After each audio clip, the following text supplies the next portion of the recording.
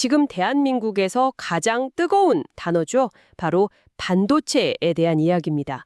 시작부터 숫자가 아주 그냥 압도적인데요. 바로 600조 원. 정말 엄청난 금액이죠.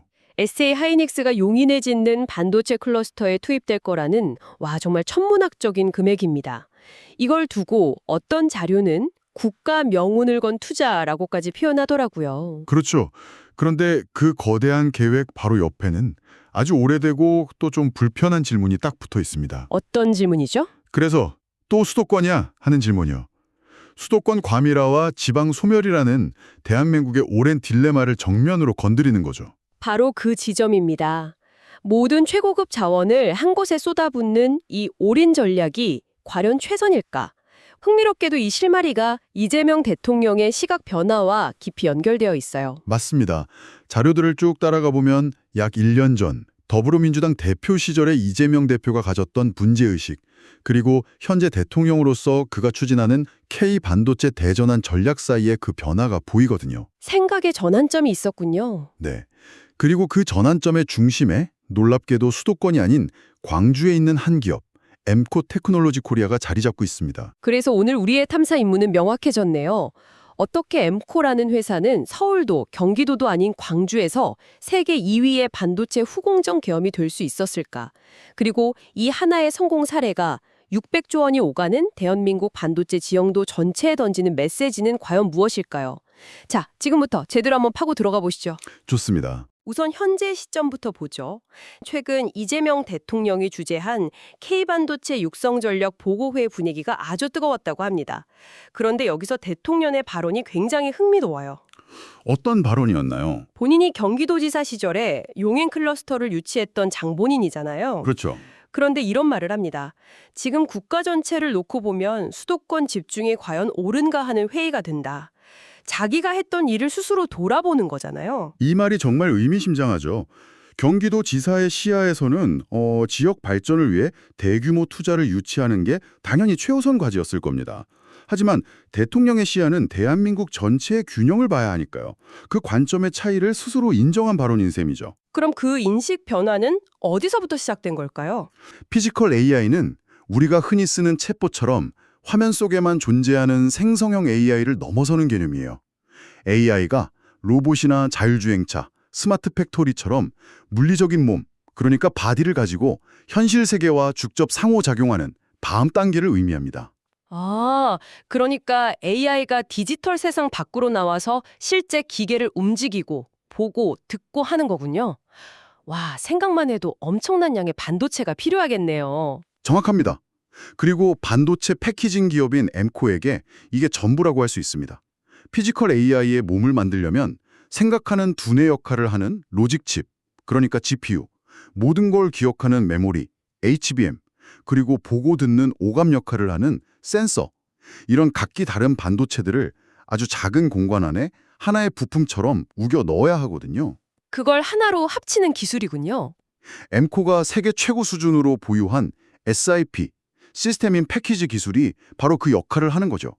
피지컬 AI의 심장을 만드는 기술인 셈입니다. 우리는 단순 조립회사가 아니라 AI 시대의 핵심 솔루션을 만드는 첨단 기술 기업이다. 이런 선언이었군요. 그렇죠.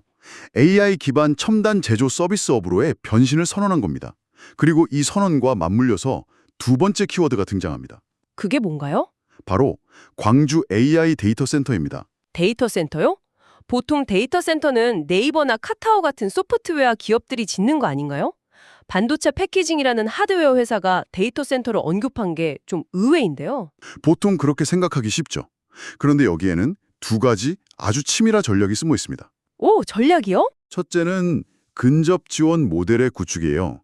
AI 칩을 설계하는 회사, 소위 팹리스들은 대부분 판교에 몰려 있잖아요.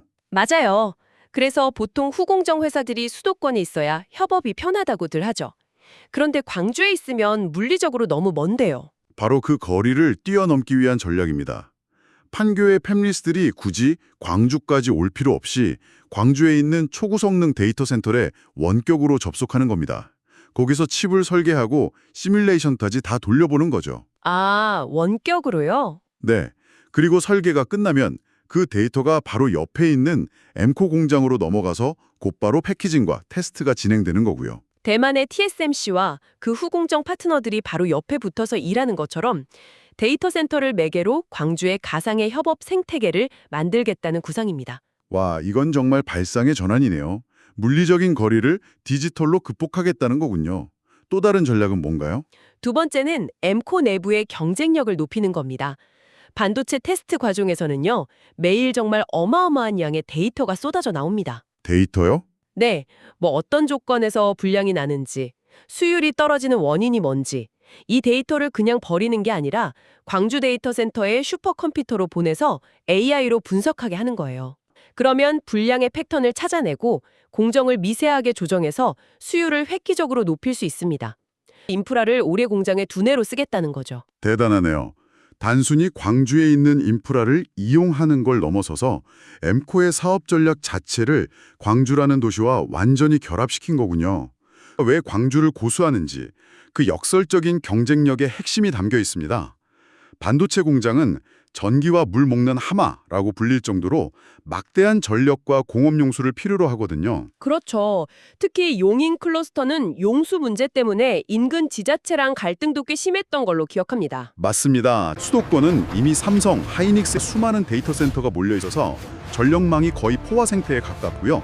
용수 확보는 그야말로 전쟁입니다. 그런데 광주는 다른가요? 반면에 광주는 바로 인근에 한빛 원자력 발전소가 있어서 전력 공급이 훨씬 안정적이고 영산강이라는 풍부한 수계 덕분에 용수 걱정도 덜하죠. 이야, 이건 정말 생각지도 못한 부분이네요. 저는 계속 왜 광주로 갔을까 이걸 좀 불리한 조건에서 시작한 질문으로 생각했는데 들어보니 오히려 전력, 용수 같은 가장 핵심적인 인프라 측면에서는 광주가 수도권보다 훨씬 유리한 기회의 땅이었던 셈이군요. 바로 그겁니다. 애플이나 엔비디아 같은 까다로운 글로벌 고객사 입장에서는요. 우리 칩 생산이 안정적으로 될까? 이게 가장 중요합니다. 그런데 전기나 물이 부족해서 공장이 멈출 수도 있다는 리스크가 있는 곳과 그런 걱정이 없는 곳 중에 어디를 선택하겠어요? 당연히 후자죠. 이런 인프라의 안정성이 바로 엠코의 가장 강력한 무기 중 하나인 겁니다. 단순히 인프라 운이 좋았던 것만은 아니겠죠? 엠코의 뿌리가. 아, 안암산업 말씀이시죠? 네, 맞습니다. 삼성이나 하이닉스보다도 먼저 반도체를 시작한 한국 반도체 역사에 종가라고 불릴 정도더라고요. 애초에 어떻게 광주에 가게 된 건가요? 네, 그 결정이 지금의 엠콜에 만들었다고 해도 과언이 아닙니다. 1990년대에 안암산업은 서울 성수동에 공장이 있었는데 도시가 팽창하면서 더 이상 공장을 넓힐 수가 없게 된 거예요. 그때 경영진이 아무런 연고도 없는 광주에 과감한 베팅을 합니다. 어떤 베팅이었죠?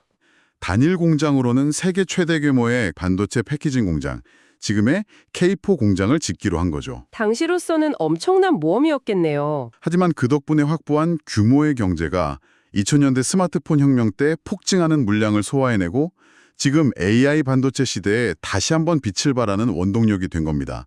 만약 그때 성수동에 머물렀다면 지금의 엠코는 없었을 겁니다. 알겠습니다. 안정적인 인프라와 과감한 투자로 확보한 규모, 이게 광주 성공의 핵심이었군요. 하지만 결국 반도체는 사람이 하는 일이잖아요. 수도권에 인재가 다 몰려 있는데 광주에서 세계적인 수준의 엔지니어들을 구하는 게 가능했을까요? 그게 가장 큰 허들 아니었을까요? 맞습니다. 그게 바로 지방에 있는 기업들의 가장 큰 고민이죠. 그런데 엠코는 이 문제도 역발상으로 해결했습니다. 첫째는 안정적인 노동력입니다. 안정적인 노동력이요? 네, 수도권 기업들의 고질적인 문제가 잦은 이직과 스카우트 전쟁이거든요. 그런데 광주 공장 직원들은 근속 연수가 굉장히 길고 이직률이 전국 최저 수준입니다. 근속 연수가 길다는 건 안정성 면에서 장점이지만 혹시 외부의 새로운 기술이나 트렌드 유입이 더뎌지는 단점으로 작용할 수도 있지 않을까요? 하지만 반도체 패키징처럼 수율이 생명인 공정에서는 수십 년간 노하우를 쌓은 숙련 인력의 손끝 기술이 그 어떤 최신 이론보다 중요할 때가 많습니다. 그런 인력들이 오랫동안 회사를 지키고 있다는 건 품질 안정성에 결정적인 기여를 하죠. 아, 그렇군요. 그리고 두 번째 비결은 지자체의 전폭적인 지원입니다. 광주시는 엠코를 거의 제1시민기업처럼 대우하면서 도로, 전기, 용수 같은 인프라를 엠코에 맞춰서 깔아주고 투자 보조금도 아주 적극적으로 지원했습니다. 기업이 필요한 걸 먼저 와서 챙겨주는 파트너가 있었던 거네요? 바로 그렇죠. 정리해보면 광주라는 입지가 가진 인프라의 안정성, 그리고 그 위에 안정적인 인력과 지자체의 지원이 더해져 지금의 엠코가 만들어진 거군요. 그렇다면 광주 공장에서 하는 일이 정말 세계적인 수준이 맞는지 궁금한데요. 혹시 그냥 단순 조립만 하는 곳은 아닌가요? 전혀 아닙니다. 거기는 그냥 공장이 아니라 첨단 패키징 허브입니다. 지금 AI 반도체의 성능을 좌우하는 핵심 기술, 즉 HBM 메모리와 GPU를 연결하는 2.5D 패키징 기술을 선도하는 곳이 바로 엠코 광주 공장입니다.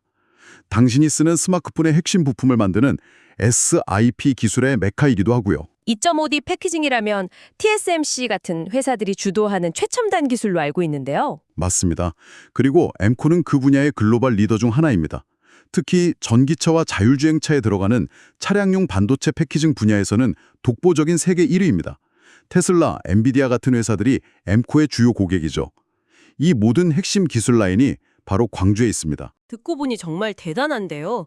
제가 개인적으로 가장 인상 깊었던 건 인재를 키우는 방식이었습니다. 전남대학교와 협력해서 아예 학교 실습실을 작은 엠코 공장으로 만들어 버렸다고요? 네, 그게 바로 엠코가 인재 문제를 푸는 방식입니다. 보통은 기업들이 대학에 우리한테 맞는 인재를 키워달라고 요구만 하잖아요. 엠코는 그게 아니라 실제 양산 라인에서 쓰는 수백억 원짜리 고가 장비 31종을 그냥 대학에 기증해버렸습니다. 와, 장비를 통째로요? 네, 그리고 엠코의 임직원들이 직접 대학 강의에 들어가서 커리큘럼을 함께 짜고 현장의 기술을 가르칩니다. 그렇게 반도체 패키징 트랙을 이수한 학생들은 졸업 후에 자연스럽게 채용으로 연계되고요. 아... 서울에서 비싼 돈 주고 인재를 데려오는 게 아니라 우리 지역에서 직접 최고의 인재를 키워내고 그 인재가 지역의 좋은 일자리에 남아서 다시 후배들을 키우는 완벽한 선순환 구조를 만든 겁니다. 정말 이상적인 모델이네요. 수도권의 인재 쏠림 문제에 대한 가장 현실적이고 강력한 해법을 보여주는 사례죠. 우리는 이재명 대통령의 왜 모든 것이 수도권에 있어야 하는가라는 질문에서 출발했죠. 그리고 광주에 있는 엠코 테크놀로지 코리아라는 한 기업을 통해 그 질문에 대한 아주 구체적이고 강력한 대답 하나를 찾은 것 같습니다. 그렇습니다. 엠코의 사례는 국가 균형 발전이라는 말이 단순히 좋은 정치적 구호가 아니라는 걸 보여줍니다. 오히려 기업의 생존과 성장을 위한 가장 본질적인 경쟁력, 즉 안정적인 인프라와 인력을 확보하는 핵심 전략이 될 수 있다는 걸 명확히 증명한 거죠. 그래서 이런 제언이 나오더군요. 모든 반도체 기능을 한 곳에 집중시키기보다 엠코의 사례를 벤치마킹해서 기능별로 분산하는 전략이 필요하다고요. 네, 예를 들면 이런 식이죠. 최첨단 연구개발, R&D와 칩 설계는 인재가 모인 판교와 용인에서 하고 대규모 양산과 전기, 용수가 많이 필요한 후공정은 인프라가 안정된 광주나 구미 같은 지역에서 맞는 그런 한국형 실리콘밸리 네트워크 전략을 고민해 볼 때가 됐다는 겁니다. 각 지역이 가진 강점을 유기적으로 연결하자는 거죠. 한 기업의 성공 스토리가 어떻게 국가 전체에 영감을 주는지 생생하게 살펴본 시간이었습니다. 마지막 생각을 당신과 나눠보면서 마무리하고 싶습니다. 앞으로 피지컬 AI 시대가 본격화되면 지금보다 훨씬 더 많은 반도체와 전력, 그리고 숙련된 인재가 필요해질 겁니다. 그런데 수도권은 이미 포화 상태에 가까워지고 있죠. 과연 이 엠코 모델, 즉 수도권 밖에서 인프라와 사람의 강점을 결합해 글로벌 경쟁력을 만들어내는 이 방식이 다른 산업, 다른 지역에서도 성공적으로 복제될 수 있을까요? 어쩌면 600조 원의 미래가 걸린 대한민국의 다음 성장 동력은 우리가 미처 보지 못했던 수도권 밖에 또 다른 히든 챔피언이 쥐고 있을지도 모르겠습니다.